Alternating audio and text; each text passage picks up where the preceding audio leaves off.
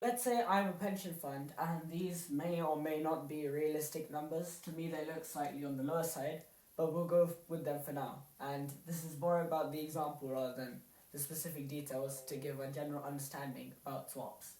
So say I'm a pension fund and I have 70k pounds that I want to invest somewhere, but obviously I can't do anything too risky with it.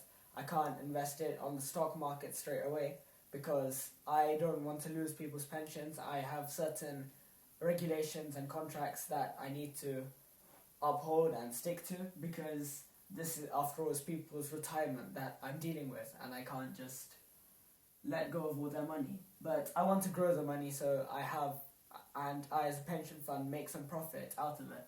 So I have 70k and I want to invest this 70k somewhere. And on the other side, we have company ABC who wants to borrow this 70k from me. And I'm thinking, great, like this is a great way to make money. But the downside is they have a risk rating of BB minus. And we will go through this in more detail later. And I will have a separate video on risk ratings to help you understand what they mean. But we can think about this BB minus company as a normal company with a risk rating slightly on the higher side. So maybe they're not well established yet. They have a decent business and they have a decent market share, but they're not one of the biggest companies out there. So they are slightly risky, and they have a rating of BB minus. So I can't lend the money to them. They don't have a great credit history, perhaps defaulted on one or two loans before.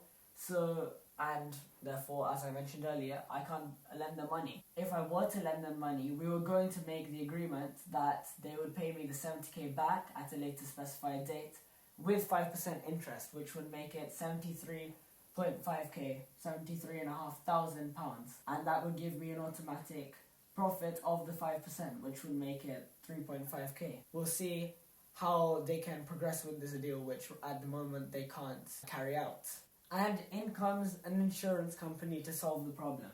This insurance company has a risk rating of AA minus, which is very good, amongst the best of companies out there, and they are very unlikely to default on their loan. If they say they can pay this, then they are very likely to be able to pay it. And it's an acceptable risk for the pension fund to take. Say in their regulations it says that they need to only invest in companies or deal with companies that have a risk rating of A or better.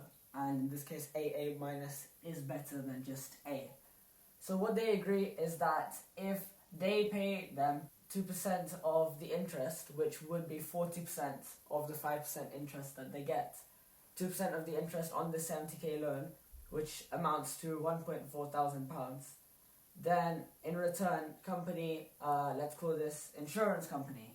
So insurance company will give them insurance on the loan that they have given to ABC. So say, for example, ABC in the end does default and they cannot pay back the loan, then in that event, the insurance company will pay back the 70k loan to the pension fund so they don't lose people's hard-earned money. But on the other side, if company ABC does not default, then the insurance company will get a free 1.4k for basically doing nothing other than just being there. Who decides, you may ask, who decides that the insurance company is reliable? Or who decides that company ABC is not too unlikely to actually end up defaulting on their loan? Well, there are ratings agencies out there, and you'd think that they'd be public-based, government-organized companies, but actually they're private companies that make money in themselves by these companies paying them to rate them, essentially. How accurate these ratings are is questionable, but they're not that far off. Obviously, a bigger company is more likely to be able to pay back a smaller loan, so since they have more money from which they can pay back this loan. We will talk more about this in the risk ratings, credit risk ratings, or just credit ratings video. But the ratings agencies examples, especially in America, include Moody's, Standard & Poor's, S&P's, and Fitch. These are three main ones. These three listed over here. And they give these ratings. You may think that this is where the credit default swap should end, and what we sometimes find is that other companies essentially make educated bets, you could say, on the outcome of this company, and based on that they trade and exchange money. Company 3 over here strongly believes that company ABC will default on their loan of 70k that they have borrowed from the pension fund, whereas company 4 over here strongly disagrees. They think that there is almost no way that company ABC will default on such a small loan, even if their risk rating isn't the best. And they look at the loans they currently have, they look at any information they can find to make this assumption. So it's not a pure bet, but it is speculation. It's quite risky to deal with such large amounts of money just on guessing the future outcome of the company. But I guess that's what investing is, and it depends on how much research they've done into this.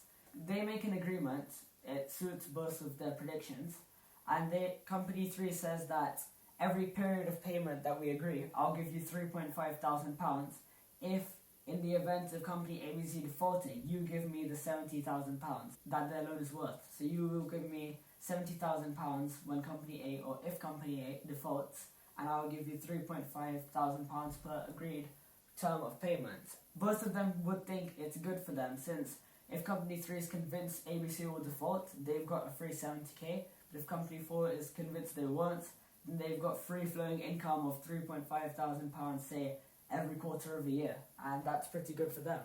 So this is almost as complicated as a credit default swap will get, but it's not as big as a credit default swap will get.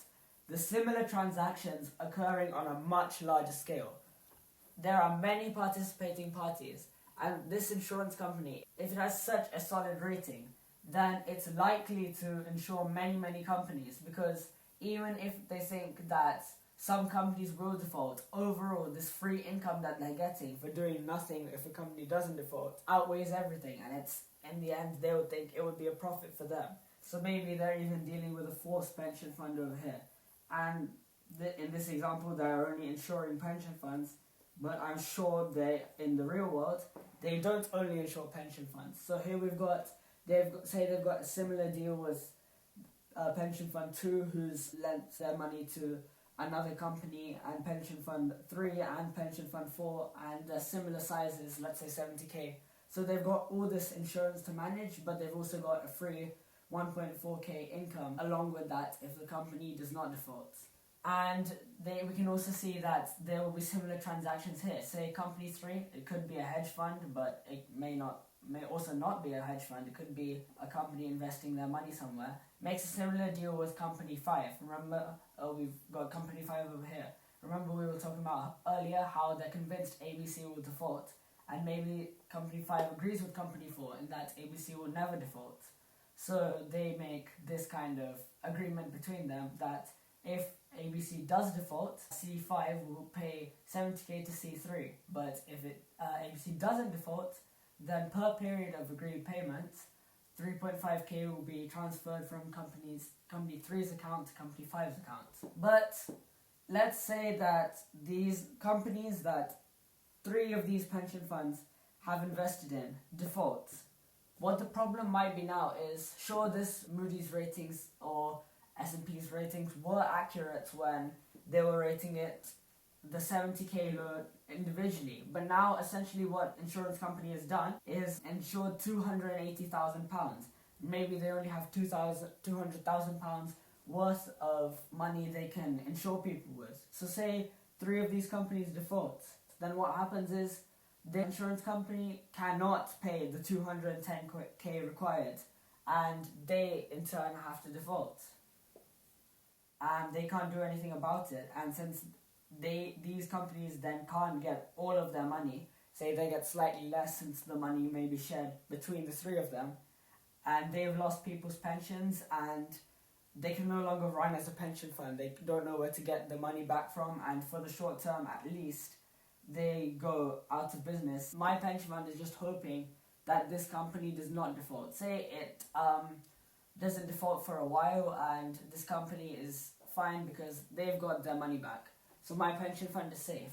But what may happen now is later on, this company ABC may default, and company 3 will be thinking maybe 10 periods of payment have passed, and we agreed this contract for 12 periods of payment. So maybe I've already given them 35k, and I've given company C5 35k and I've lost 70k. What happens now is, since company ABC has defaulted eventually, the 70k will be transferred from 4 to 3 and from 5 to 3, since that's what they had agreed. And company 3 suddenly gets back £140,000, where perhaps they have made even more deals, or he has made even more deals, and he can, after paying back all this money to other people, say he paid 70k to someone else as well and made a similar exchange deal with another company, say company 6.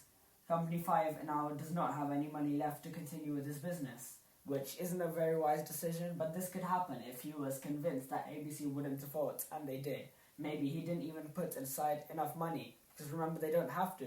Maybe he didn't even put aside any collateral whatsoever. He was just hoping that company ABC wouldn't default.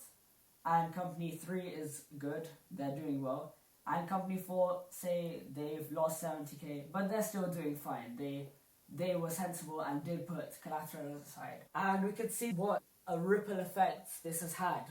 Essentially what happened is that these companies which these pension funds had borrowed to, yeah, they were a little bit risky, but the insurance company should have been able to cover for that. But these 3 companies defaulting in quick succession led to this company defaulting.